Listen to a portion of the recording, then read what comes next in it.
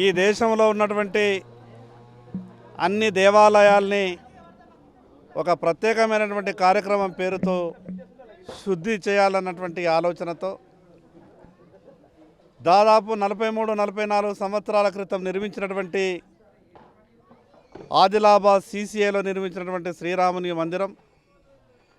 GS gated community ప్రజల సహకారంతో అదేవిధంగా CCA వారి సహకారంతో చాలా గొప్పగా అభివృద్ధి చేసుకున్నటువంటి ఈ యొక్క రామాలయాన్ని అయోధ్య ప్రాణ ప్రతిష్ఠ సందర్భంగా ఇక్కడ ఉన్నటువంటి ఆలయాన్ని శుద్ధి చేసుకోవడమే కాకుండా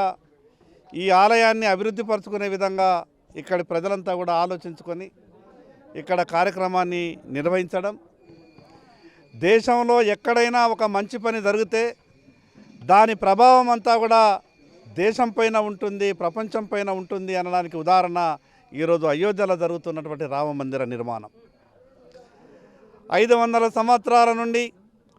హిందువులందరికీ కూడా ఒక ఇబ్బందికరమైనటువంటి వాతావరణంలో మరి స్వతంత్రం వచ్చిన తర్వాత కొన్ని రాజకీయ పార్టీలు మాట్లాడినటువంటి వ్యవహారం హిందువులను బాధ పెట్టే విధంగా అయోధ్యలో ఎప్పుడు కడతారు రామ మందిరం అని కొందరంటే, ఏ సంవత్సరం కడతారని ఇంకొందరు,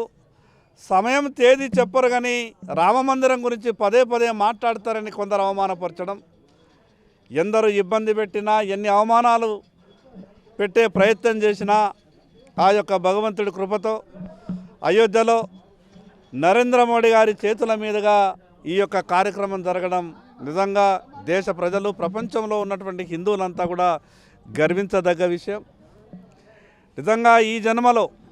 ఇంతకన్నా ఒక గొప్ప మంచి కార్యక్రమం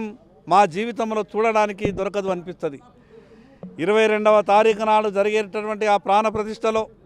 అందరం అయోధ్యకు పోలేనటువంటి పరిస్థితి ఉన్నా కూడా ఎక్కడి వాళ్ళు అక్కడ ఆయా మందిరాలలో, ఆయా గ్రామాలలో ఒక పండగ వాతావరణంలో శ్రీరామ నామ జపంతో ఆ యొక్క కార్యక్రమాన్ని మనమంతా కూడా చూడాలని, తిలకించాలని, మన గ్రామాలలో ఉన్నటువంటి మందిరాలలో